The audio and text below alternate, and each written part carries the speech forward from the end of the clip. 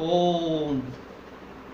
सभी दर्शक मित्रों, माताओं और सज्जनों, कल ही पितृपक्ष समापन हुआ है और आज से नवरात्रि और विजयादशमी का पर्व आरंभ हो गया है।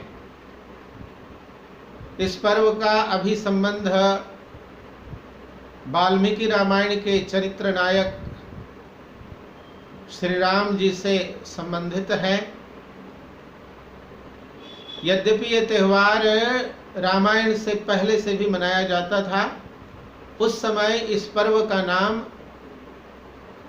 शस्त्र पूजन पर्व के रूप में, वीर पूजन पर्व के रूप में मनाया जाता था। लेकिन जब से राम जी का प्रसंग बीच में जुड़ गया, इस पर्व को हम लोग नवरात्रि और विजयादशमी के रूप में जानते हैं। इतिहास का प्रसंग पता है, जब माता सीता का छल पूर्वक लंका का राजा रावण ने अपहरण कर लिया, तो श्री राम और लक्ष्मण जी मिलके सुग्रीव के साथ सीता को खोजने में सहायता करें, इसकी संधि की गई। वर्षा ऋतु बीतने के बाद शरद ऋतु का आगमन हुआ। जैसे ही मौसम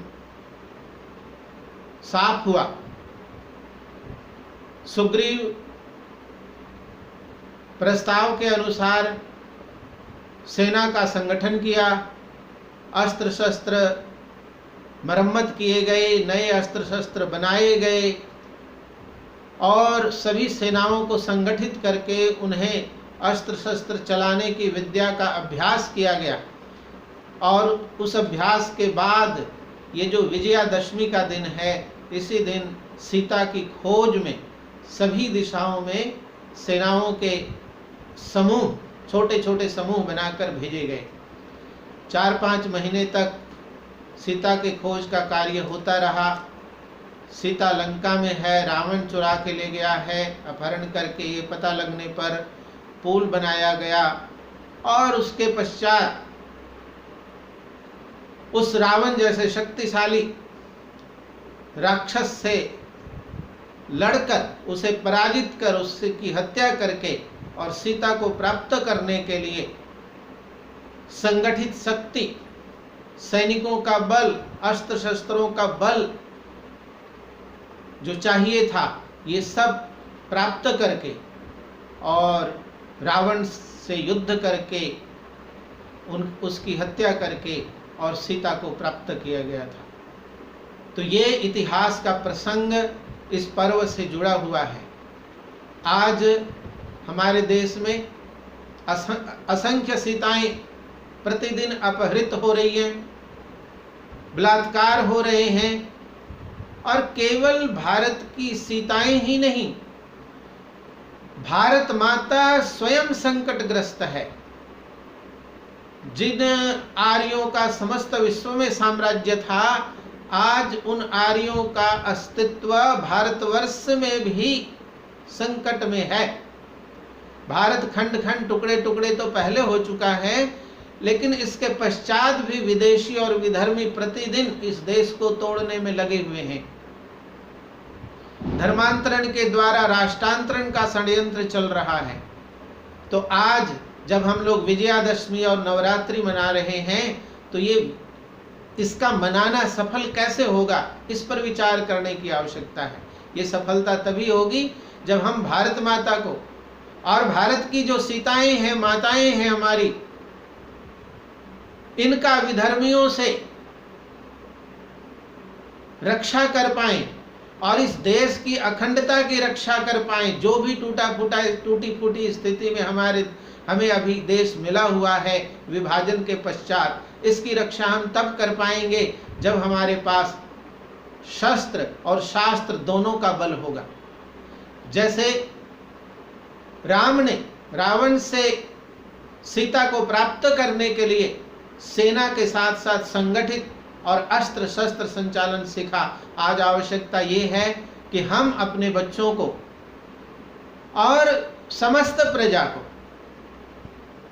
संपूर्ण जाति को अस्त्र शस्त्रों की भी शिक्षा दें, उनका आत्मबल बढ़ाएं, उनका शारीरिक बल बढ़ाएं, आत्म गौरव बढ़ाएं, उनको आत्मरक्षा सिखाएं। आज देश में जगह जगह देख रहे हैं, कभी कैराना से पलायन हो रहा है, कहीं टोंक से पलायन हो रहा है, कहीं मुजफ्फरनगर से पलायन हो रहा है। कहीं भी जब भी कोई व्यक्ति अत्याचार कर रहा है तो कहते हैं कि जी मेरा घर बिकाऊ है, अब हम यहाँ से पलायन करना चाहते हैं, यहाँ से भागना चाहते हैं। ऐसा क्यों हो रहा है? क्यों?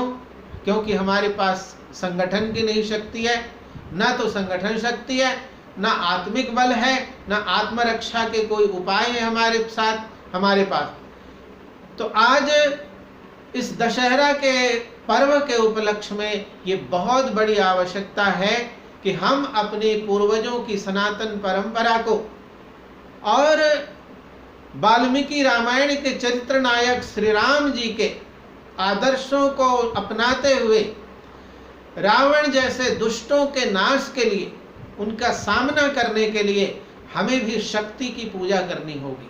और शक्ति की पूजा का मतलब यही है कि हम भी अस्त्र शस्त्रों का संचालन सीखें, आत्मरक्षा सीखें, शारीरिक बल बढ़ाएं, आत्मबल बढ़ाएं, आत्म गौरव बढ़ाएं और अपने पड़ोस की, अपने समाज की, अपने राष्ट्र की रक्षा करें।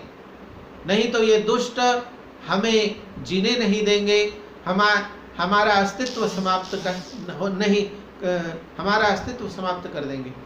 तो इसलिए आज इस बात की आवश्यकता है कि दशहरा में जैसे एक तरफ देख रहे हैं कि दुर्गा की प्रतिमाएं बनाई जा रही हैं, रावण के पुतले बनाए जा रहे हैं, फूके जाएंगे, प्रतिवर्ष फूके जाते हैं, लेकिन रावण बढ़ते ही जा रहे हैं। इसका मतलब ये हुआ कि रावण के पुतले फूकने से रावण समाज से नष्ट नहीं होगा। तो पुतला तो भले आप फूकें, अगर उससे कुछ प्रेरणा लेते हैं, सीखते हैं तो सीखें, लेकिन उसके साथ ठोस कदम उठाना पड़ेगा कि समाज से रावण कैसे नष्ट किया जाएगा, कैसे हम उसको सही मार सकते हैं। लेकिन ये तो प्रजाति स्वयं कुंभकर्ण की नींद सोई हुई है। तो जो प्रजाति कुंभकर्ण की नींद सोई है वो इन दुष्ट रावण को कैसे मार सकेगी? तो आज आवश्यकता है कि कुंभकर्ण की निद्रा को त्याग कर जगने की और अस्त्र शस्त्र संचालन सीख के और स्वयं गौरवपूर्ण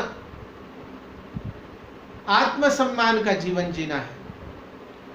और दूसरी तरफ दुर्गा के 8 हाथ बनाकर सभी हाथों में अस्त्र शस्त्र तो दे दिए गए हैं, लेकिन यदि हम स्वयं अस्त्र शस्त्र संचालन करना नहीं सीखेंगे तो दुर्गा के हाथ के अस्त्र शस्त्र हमारी रक्षा नहीं कर सकते।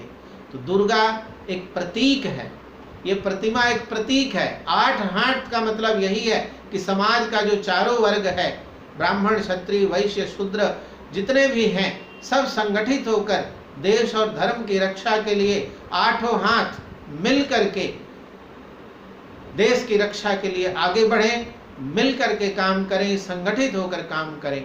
तो अब ये आवश्यकता है कि दशहरा के दिन आज रात्रि से हम लोग वाल्मीकि रामायण, जो विशुद्ध रामायण हो, मिलावट वाला रामायण नहीं, विशुद्ध वाल्मीकि रामायण का अध्ययन करें और अपने जीवन का समालोचन करें कि हम लोग क्या अपने चरित्र नायक राम की तरह वेदों को पढ़ने वाले हैं, देव पूजन जैसे वो करते थे हम करते हैं, जैसे ईश्वर की उपासना वो करते थे संध्या उपासना करते हैं, नहीं करते हैं। तो जहां हमें शास्त्रों के साथ शस्त्र बल बढ़ाना है, वहीं हमें अपने पूर्वजों के